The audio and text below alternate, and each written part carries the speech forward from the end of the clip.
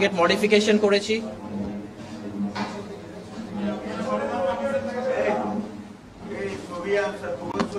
আবারও sequence analysis করে confirm করেছি।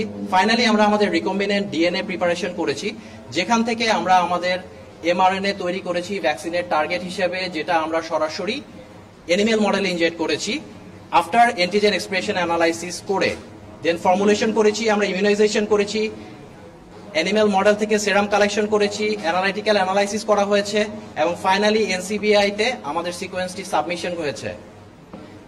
এই পর্যন্ত আমাদের আর&ডি ইউএস এর এনসিবিআই তে আমাদের সিকোয়েন্সটি সাবমিট হয়েছে। এই পর্যন্ত আমাদের আর&ডির ফেজ কমপ্লিট হয়। তো ওভারঅল আপনাদের সবার একটা প্রশ্ন থাকবে যে আসলে আমরা কতদিন ধরে কাজটা শুরু করেছি। আমরা কাজ শুরু করেছি মার্চ মাসের 8 তারিখে, যেদিন প্রথম বাংলাদেশে একজন কোভিড পেশেন্ট ডিটেক্টেড হয়। তখন থেকে আমরা আমাদের ফোকাসটা কোভিডের দিকে নিয়ে এসেছি এবং একই সময়ে আমরা কাজ শুরু করেছি 3টি ব্যাপারে। প্রথম, আমরা কিট তৈরি করার চেষ্টা করেছি, ভ্যাকসিন, 3 নাম্বার একটি বায়োলজিক্স। মার্চের 23 তারিখে সেই ফলশ্রুতিতে আমরা একটি কিট সাবমিশন করেছিলাম, সেই ব্যাপারে আমরা অবজারভেশন পেয়েছি, সেটা নিয়ে কাজ হচ্ছে। খুব সহসা আপনারা সেই কিটের আপডেটও পাবেন। আপাতত আমরা ভ্যাকসিন নিয়ে একটি ঘোষণা দিচ্ছি। আপনারা দেখবেন মার্চের 8 তারিখ থেকে শুরু করে আজকে পর্যন্ত আমরা একটু আগে যতগুলো অ্যাক্টিভিটি দেখিয়েছি, এই সবগুলো অ্যাক্টিভিটি ফেজ বাই ফেজ করেছি, যার মধ্যে অ্যানিমেল মডেলে একটা প্রিলিমিনারি ট্রায়াল ছিল, যেটা আমরা শুরু করেছি জুন মাসের 10 তারিখে। আমরা র্যাবিটে এই টেস্টটা করেছি এবং র্যাবিটগুলোকে আইসোলেশন করেছি জুন মাসের 10 তারিখে। জুন মাসের 12 তারিখে আমরা প্রি ইমিউন সেরাম কালেকশন করেছি।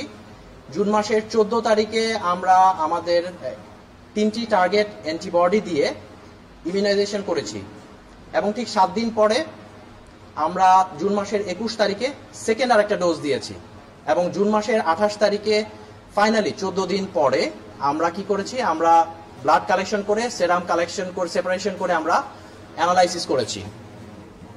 এখন থেকে এই প্রিলিমিনারি ক্লিনিক্যাল ট্রায়ালের ডাটাটা আরো অথেন্টিকেট করার জন্য আমরা কি করব, আমরা একটা রেগুলেটেড অ্যানিমেল ট্রায়াল করব, যেটা মাউস এবং র্যাট মডেলে হবে। ফুল রেগুলেটরি গাইডলাইন ফলো করে আমরা একটা রেগুলেটেড প্রি ক্লিনিক্যাল ট্রায়াল করব অ্যানিমেল মডেলে, যেটার জন্য আমাদের 6 থেকে 8 সপ্তাহ সময় লাগবে। এরপরে আমরা ক্লিনিক্যাল ট্রায়ালের অ্যাপ্রুভালের জন্য বিএমআরসির কাছে এথিক্যাল অ্যাপ্রুভাল চাইব এবং মার্কেট অথরাইজেশনের জন্য ডিজিডি এর কাছে যাব। আমি বলেছিলাম যে আমরা আমাদের টার্গেটটির সিকোয়েন্স অ্যানালাইসিস করেছি, এই সেই মেশিন 3500 জেনেটিক অ্যানালাইজার, এবং আপনারা দেখতে পাচ্ছেন একটি সুন্দর ক্রোমাটোগ্রাম, যেটাতে আমরা আমাদের ডিএনএ সিকোয়েন্স কনফার্ম করেছি। এনসিবিআই তে আমরা আমাদের সিকোয়েন্সটি সাবমিশন করেছি। এনসিবিআই ব্যাপারে একটু বলি। এনসিবিআই মানে হলো the National Center for Biotechnology Information, which is a part of the United States National Library of Medicine and a branch of the National Institutes of Health. So এই NCBI আমাদের টার্গেটটি already accept করেছে এবং they have published our sequence. Animal মডেলে যখন আমরা আমাদের টার্গেটগুলো ইমিউনাইজ করেছি, সেখানে অ্যান্টিবডি হলো কিনা এটা একটা প্রশ্ন। কারণ আমি বলেছিলাম যে অ্যান্টিবডি, দুটো ব্যাপার ইম্পর্টেন্ট ভ্যাকসিনের ক্ষেত্রে, অ্যান্টিবডি হলো কিনা, সেই অ্যান্টিবডিটা আমার অ্যান্টিজেনকে নিউট্রালাইজ করছে কিনা। তো এই দুটোর জন্য আমি দুটো ডাটা প্রেজেন্ট করছি। আমাদের অ্যান্টিবডি হলো কিনা, এই যে প্রথম লাইনটা দেখছেন, আমি প্রথমে বলেছি আমাদের 3টি ক্যান্ডিডেট ছিল, যেটি 3টি র্যাবিটে আমরা ইনজেক্ট করেছিলাম। তো প্রথমে এই লাইনটা হলো আমাদের রেফারেন্স লাইন, যেটা আমাদের positive control. Anti spike, corona ভাইরাসের যে স্পাইক প্রোটিন আছে তার এগেনস্টে যে হিউম্যান ইমিউনোগ্লোবুলিন, আমরা সেটা এখানে লোড করেছি। আপনারা দেখতে পাচ্ছেন 160 মলিকুলার ওয়েটের এখানে একটি ব্যান্ড দেখতে পাচ্ছেন, যেটা হাইলাইট করা আছে। এটা আমাদের রেফারেন্স যে অ্যাকচুয়ালি অ্যান্টিবডিটা আসলে কোথায় একটা ব্যান্ড দিচ্ছে। তারপরের এটা মার্কার লাইন, আমরা প্রথম ক্যান্ডিডেট 1 এর জন্য এই 4টি লাইন ব্যবহার করেছি, ক্যান্ডিডেট 2 এর জন্য এই 4টি এবং ক্যান্ডিডেট 3 এর জন্য এই 4টি লাইন ব্যবহার করেছি। তো ক্যান্ডিডেট 1 এ আপনি দেখতে পাবেন যখন আমরা র সেরাম ইমিউনাইজ করার আগে আমরা সেরাম অ্যানালাইসিস করেছি, এখানে কিন্তু এই ব্যান্ডটি নেই। আমি বলেছি যে 12 তারিখে আমরা প্রি ইমিউন সেরাম কালেকশন করেছি, সেই সেরামটা যখন এখানে দিয়েছি রেফারেন্সের এগেনস্টে আপনি কোনো ব্যান্ড দেখতে পাবেন না, কারণ তার অ্যান্টিবডিটি এখনো হয়নি।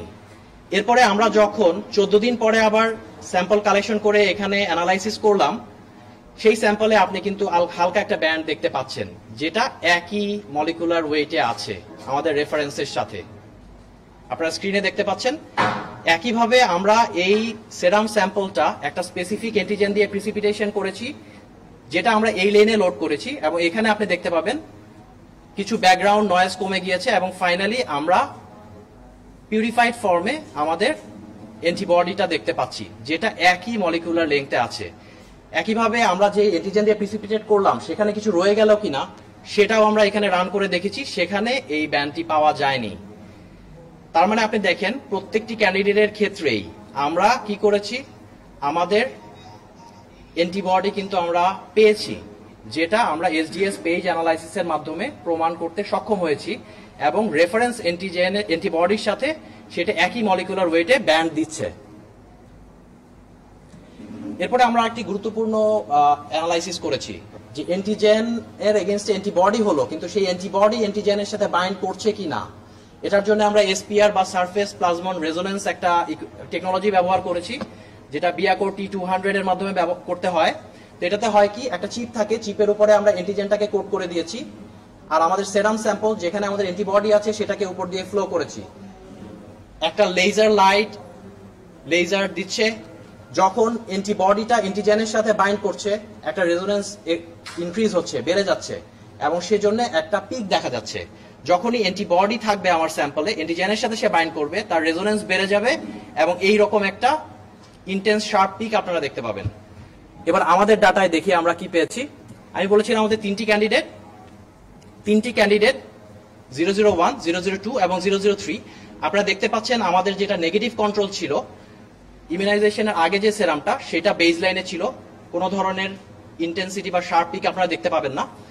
আর এই দুইটি পিকের মধ্যে একটি হলো আমাদের রেফারেন্স, যেটা আমরা পজিটিভ কন্ট্রোল হিসেবে ইউজ করেছি, আরেকটি হলো আমাদের টার্গেট ইনজেকশনের পরে যে অ্যান্টিবডি হয়েছে। আপনি দেখতে পাচ্ছেন প্রতিটি টার্গেটের জন্যই রেফারেন্স এবং আমাদের অ্যান্টিবডি একেবারেই সিমিলার পজিশনে আছে। সো আমরা কি বলতে পারি, a big milestone is achieved. Our engineered antigen and formulation is producing high affinity antibody in animal model against COVID-19 spike protein. আমরা এখন ওভারঅল এই প্রসেসের কোথায় আছি? প্রসেসটা কি?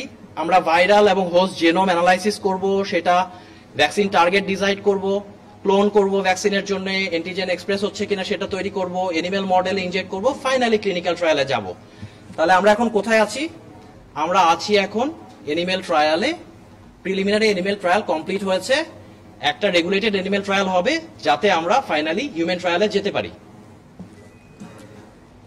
তাহলে where are we in global race? Global রেসে আমরা কোথায় আছি? টোটাল এখন পর্যন্ত 140টা করোনা ভাইরাস ভ্যাকসিন বিভিন্ন প্রতিষ্ঠান ট্রায়াল করছে। তার মধ্যে ফেজ 1-এ আছে 11টি কোম্পানি, ফেজ 2-তে আছে 8টি কোম্পানি, ফেজ 3-তে আছে 3টি কোম্পানি, এবং অ্যাপ্রুভাল পেয়েছে একমাত্র একটি কোম্পানি, সেটাও ফেজ 1 এবং ফেজ 2 ট্রায়ালে চাইনিজ মিলিটারির জন্য স্পেশাল পারমিশনে অ্যাপ্রুভাল পাওয়া।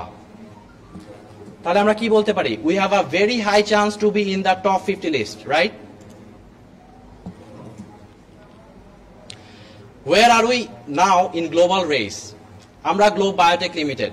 আপনারা আমাদের নাম অনেকে হয়তো আজকে প্রথম শুনেছেন, কিন্তু সানোফির নাম আপনারা সবাই শুনেছেন, আপনারা নোভার্টিসের নাম শুনেছেন, আপনারা জনসন এন্ড জনসনের নাম শুনেছেন, আপনারা মার্কের নাম শুনেছেন। তারা ভ্যাকসিন তৈরিতে কোথায় আছে? সানোফি কোথায় আছে? They have said they are planning phase 1 trial in the fall. Next September, October, they are planning to do phase 1 trial. Novartis phase 1 trials are set to begin in late 2020. Johnson & Johnson, they announced in June that they would start phase 1 or 2 trials in the late July. What about Merck? They have announced in May it might develop a vaccine. So, many big boys are lagging and we are well in the race, right? Is it believable to get it so fast? অনেকের মনে প্রশ্ন জাগবে যে এত কম সময়ে কিভাবে vaccine তৈরি হচ্ছে। আপনারা দেখবেন এটা নেচারের একটি ডাটা। ডেঙ্গু 1906 সালে ভ্যাকসিন তৈরি করা শুরু করেছে, 115 বছরে তারা ভ্যাকসিন ডেভেলপ করেছে। আপনারা দেখতে পাবেন ইভোলার জন্য অলমোস্ট 27 ইয়ার্স লেগেছে, লাসা ফিভার 39 ইয়ার্স। কিন্তু যখন আপনি টেকনোলজিক্যাল অ্যাডভান্সমেন্টের দিকে আস্তে আস্তে আগাবেন, আপনি দেখবেন SARS-CoV-2, SARS-CoV, Zika virus, Mars-gov, এগুলো কিন্তু সময় কমে গিয়েছে। ফাইনালি কোভিড-19 এর জন্য অনলি 3 মাসে সেটা সম্ভব হয়েছে। যেমন এখন আপনারা ভ্যাকসিন প্রডিউসিং কোন একটা কোম্পানির নাম শুনলে সবার আগে মডার্নার কথা শুনবেন। তাদের 69 দিন লেগেছে, টোটাল 69 দিনে তারা তাদের ভ্যাকসিন ডেভেলপ করেছে। তো ওরা যদি পারে অবশ্যই আমরাও পারবো। কেন পারবো? Because recent advances in science and technology and Globe Biotech Limited has this power. আসুন দেখি যে আসলে কেন আমাদের ভ্যাকসিনটা, আমাদের নিজেদের ভ্যাকসিন কেন দরকার। Because globally 7 billion doses per year of the vaccine is needed. The global manufacturing capacity of vaccine is approximately 1.5 billion doses per year. WHO has hardly successful to achieve vaccine supply target to the promised communities. Qualified cold chain logistics system is necessary for maintaining quality of the vaccine. The pandemic situation will likely stay for years, may require repeated doses. So এই কারণেই আমাদের কিন্তু দরকার আমাদের নিজেদের একটা vaccine. উন্নত দেশ বানাবে, WHO সেটা আমাদের দিবে, সেই আশায় বসে থাকলে হবে না। সবাই করতেছে, ইন্ডিয়া করতেছে, ভারত বায়োটেকনোলজি অলরেডি তাদের ফেজ 1 ট্রায়াল শুরু করেছে। আমরা কেন করব না? Then why we should make our own vaccine? I like to emphasize that we don't want to lose any more job, we don't want to lose any more savings, we don't want to lose any more happiness, we don't want to lose any more people. We can't afford to lose any more.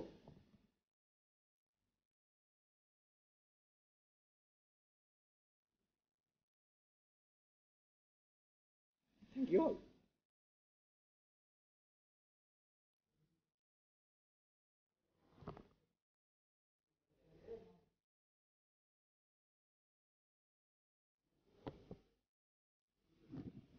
Sorry.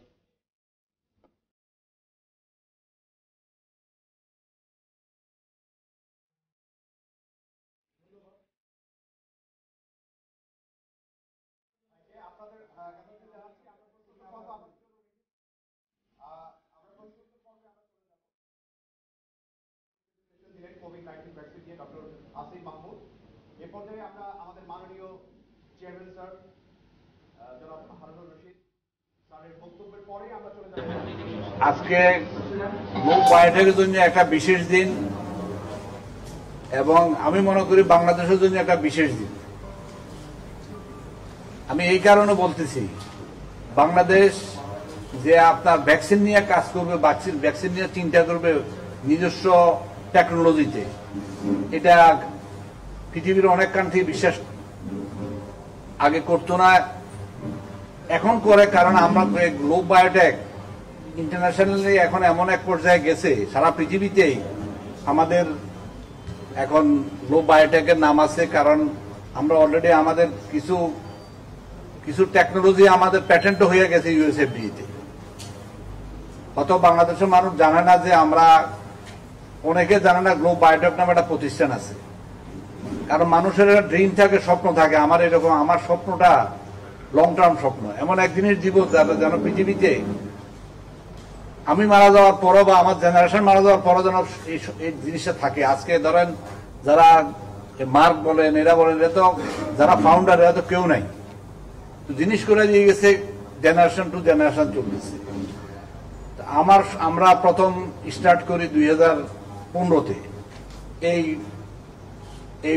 ল্যাবটা, এবং অত্যন্ত expensive lab. এই ল্যাবে আমরা এই পর্যন্ত আমাদের 500-600 কোটি টাকা চলে গেছে, এবং আমাদের প্রায় 26 জন সায়েন্টিস্ট এখানে কাজ করে, কোয়ালিফাইড সায়েন্টিস্ট। এটার মধ্যে আমাদের 7 জন রয়েছে পিএইচডি করা।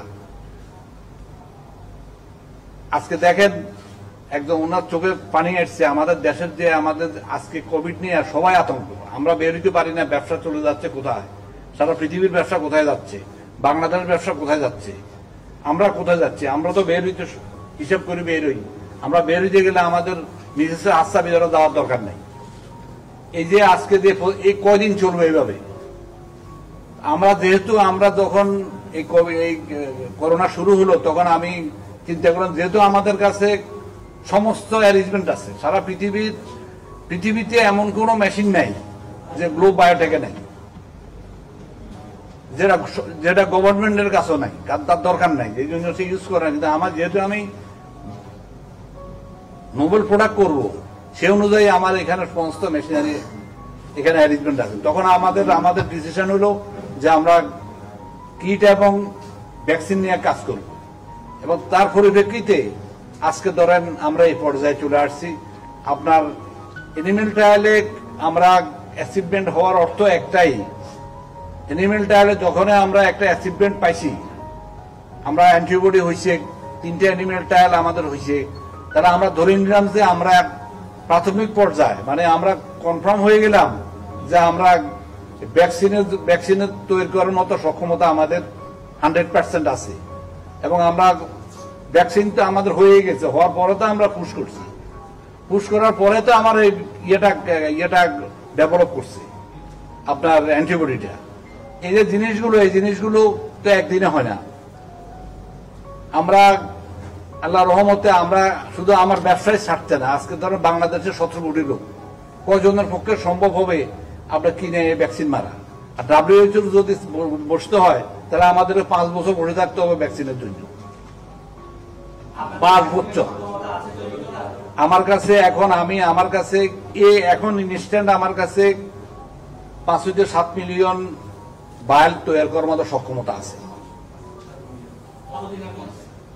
আমার এটা প্রোডাকশন এটা আমি যখন এখান থেকে ক্লিয়ারেন্স হব সরকার থেকে, আমি প্রোডাকশন শুরু করতে পারবো।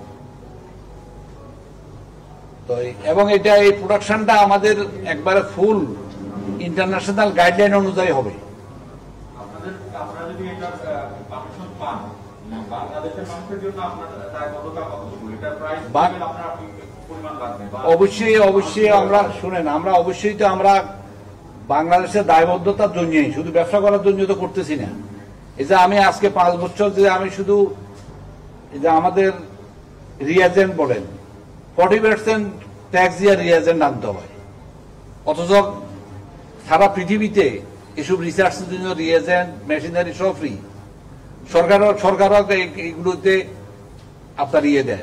আমাদের দেশে সরকার মানে ইয়াকে যারা করে তাদেরকে একটা ইনসেন্টিভ বা তাদেরকে প্রণোদনা দেয়, কিন্তু যেহেতু আমাদের এটা আমরা কোনো প্রোডাক্ট এখনো দিতে পারি নাই বা আমরা ওইভাবে চাই নাই, আমাদের নিজের ফার্মাসিউটিক্যালস এর সাপোর্টে আমরা এটাকে এই পর্যায়ে আনছি। আমাদের দায়বদ্ধতা তো অবশ্যই আছে। আমরা যে আজকে যে আপনার যে বায়োসিমিলার প্রোডাক্ট আমাদের অলরেডি 6টা প্রোডাক্ট বিএমআরসিতে আছে, জমা আছে। এই 6টা প্রোডাক্টের ভিতরে আমাদের ক্যান্সার প্রোডাক্টটা আছে 2টা। আজকে ধরেন একটা ইনজেকশন, এই ধরেন হারসেপ্টিন একটা ইনজেকশন আপনার রোড বিক্রি করে 1,30,10,000 টাকা।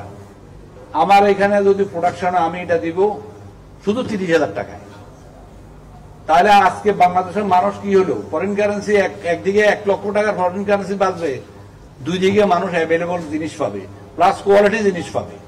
বায়োলজিক্স প্রোডাক্টের একটা অসুবিধা কি, যখন সে কন্টিনেন্টাল টু কন্টিনেন্টাল চেঞ্জ হয়, ট্রান্সফার হয়, তখন তার এফিকেসি ডাউন হয়। এই জন্য তাকে খুব খুব খুব সুন্দরভাবে তার ট্রান্সফারটা করতে হয়। আর এই জিনিসটা খুব এত সহজ না। বায়োলজিক্স প্রোডাক্ট বাড়ানো বা বায়োলজিক্স প্রোডাক্টের যদি এটা সহজ হইতো, স্কোয়ার বসে থাকতো না। আমরা এখন পর্যন্ত আপনি শুনেন,